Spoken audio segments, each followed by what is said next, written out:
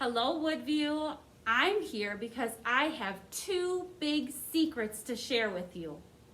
Can you guys keep a secret? Awesome. Here's my first secret.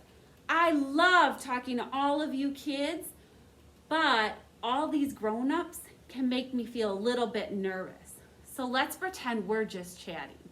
You guys good with that? Awesome.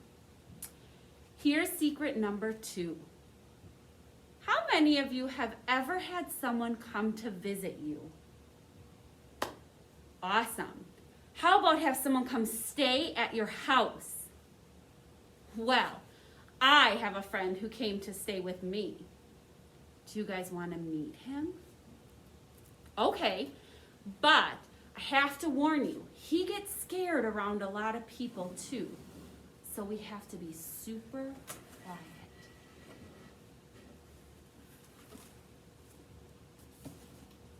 This is my friend Humphrey, and he came from Longfellow Elementary School. Check him out. Oh, what's that, Humphrey? You have some questions for my friends? Okay. What? Humphrey wants to know who likes to read. Just raise your hand if you like to read. What's that? Oh, who likes to read with their families? Oh, that's a lot of you. Who likes when their families read to them? Well, then this is super exciting because my friend Humphrey has actually written a book. And he wants to share it with all of you and your families. So tonight, we are going to be sending home Humphrey's book with every family in our school. And along with your book, you're going to get a packet of trivia questions. Each night, after you and your family read, you can answer one question with your family's help. Then, bring your trivia ticket back to Woodview Elementary School in the morning and give it to your teacher. Throughout the day, we will be picking winners of the kids and families who answered their trivia question and turned them in. Isn't this going to be exciting? Humphrey wants to let you take a little peek inside his classroom.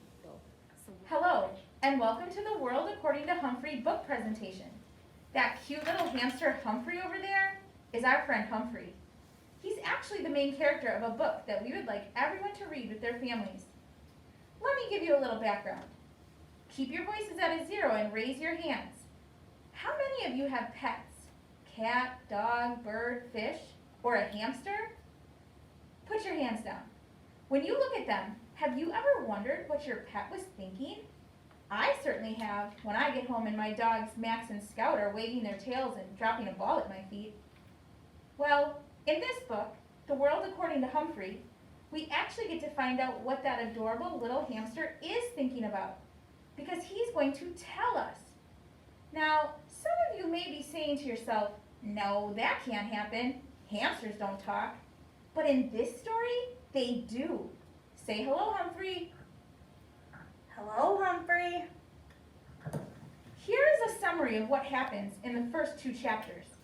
Ms. Mack is a young substitute teacher in room 26 at Longfellow School who brings Humphrey to the classroom. She works for Mrs. Brisbane, who has had to take a few weeks off to take care of her husband. Humphrey is devastated when Miss Mack is done substituting. We will also be introduced to the nighttime custodian, Aldo. Humphrey is frightened on his first dark night in the classroom. He hears keys jingling. Then all of a sudden, a big dark object approaches his cage. Well, what do we have here? A new student? Do you like music, Humphrey? I'll show you real talent. Here we go. I don't want to give away too much of the book, so we're just going to introduce a few of the characters. You'll meet Mrs. Brisbane, and she's not the biggest fan of Humphrey. Hello, everyone. I believe the first words I said to Humphrey were, "Is this some kind of rodent?" Rodent? I can't stand rodents. Take it back. I like my old teacher better, Miss Mac. Easy, you two. Let's get back to the book. There's also a bunch of kids in Humphrey's classroom. Let's meet them.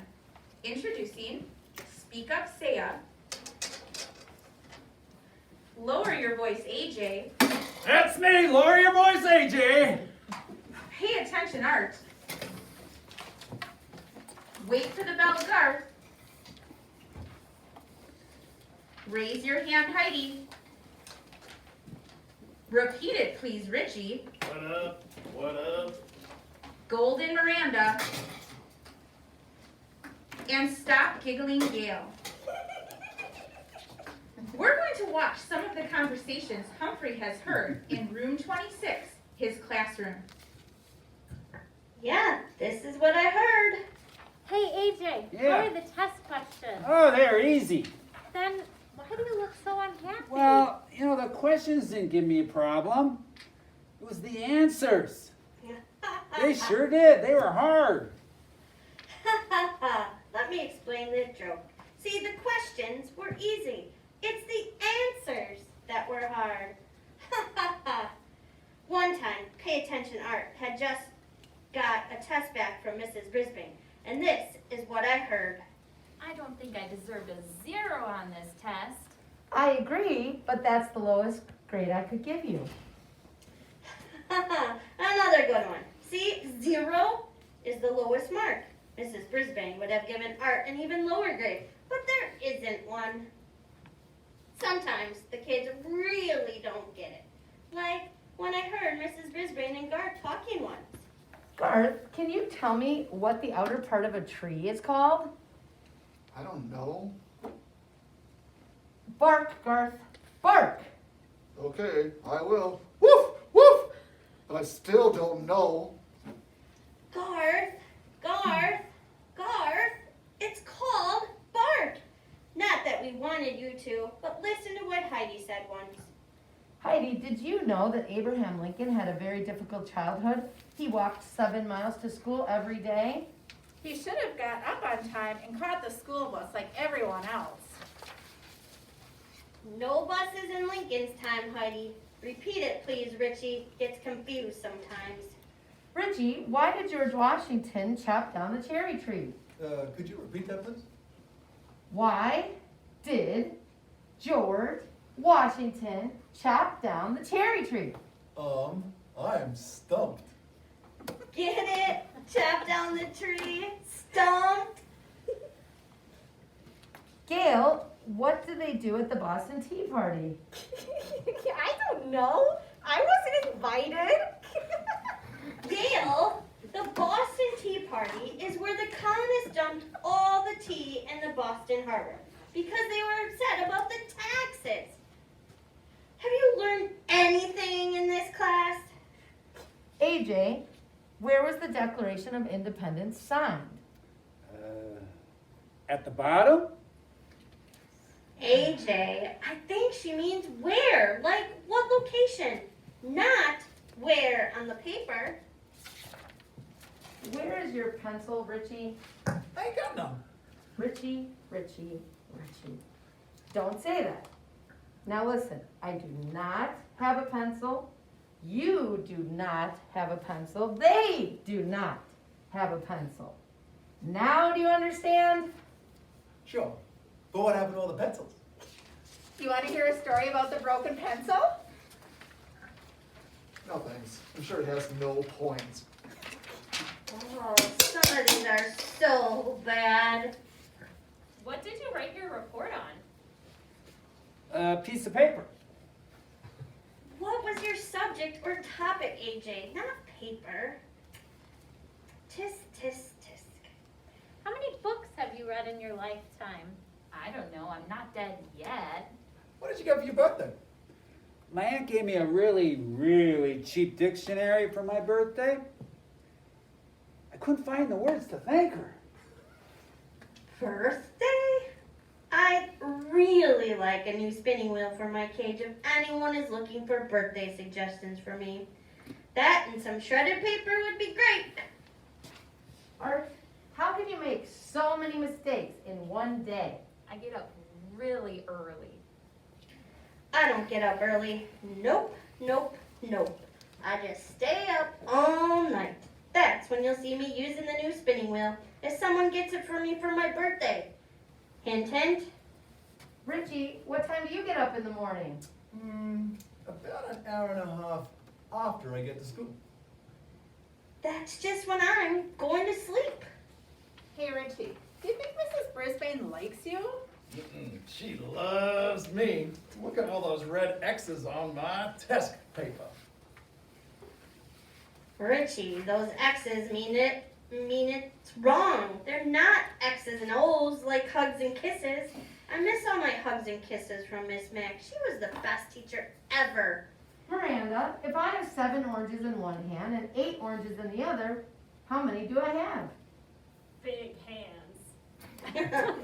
Now that's funny, but you're not going to score any points with Mrs. Brisbane, Miranda, if you keep that sassiness up.